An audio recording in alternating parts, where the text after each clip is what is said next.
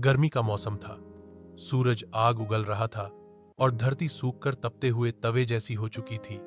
खेतों में दरारें पड़ गई थीं, तालाब सूख चुके थे और नदियों में पानी का नामो निशान नहीं था। इंसान ही नहीं, पशु पक्षी भी प्यास से व्याकुल हो रहे थे।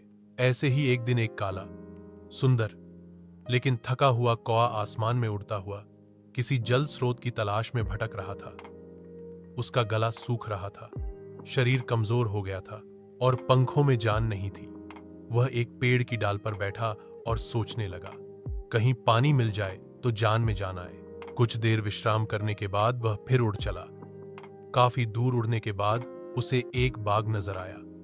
उसने सोचा, हो सकता है वहां कोई कुआं या मटका हो। वह तुरंत बाग की ओर उड़ गया। बाग में पहुंचकर उसने इधर उधर देखा, लेकिन पानी कहीं नहीं दिखा।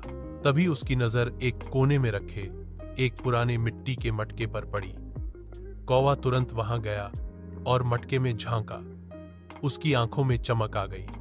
मटके में सचमुच थोड़ा सा पानी था, लेकिन उसकी चोंच पानी तक नहीं पहुंच पा रही थी, क्योंकि पानी बहुत नीचे था। कुछ पल के लिए कौवा निराश हो गया, लेकिन वह हार मानने वाला नहीं था। उसने इधर उधर देखा, सोच विचार किया और फिर उसकी नजर जमीन पर पड़े छोटे छोटे कंकड़ों पर पड़ी।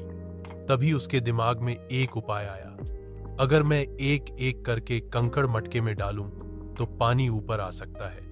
उसने बिना देर किए कंकड़ उठाया और मटके में डाल दिया। फिर दूसरा, तीसरा, चौथा, एक एक करके वह लगातार कंकड़ डालता गया। हर बार पानी थोड़ा थोड़ा ऊपर आता गया।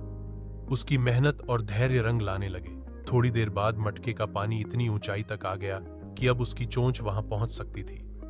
कौए ने झुककर पानी पिया, अपनी प्यास बुझाई और राहत की सांस ली। अब वह फिर से उड़ने को तैयार था, मजबूत, संतुष्ट और प्रसन्न। उड़ते समय उसने आसमान की ओर देखा और मन ही मन मुस्कुराया।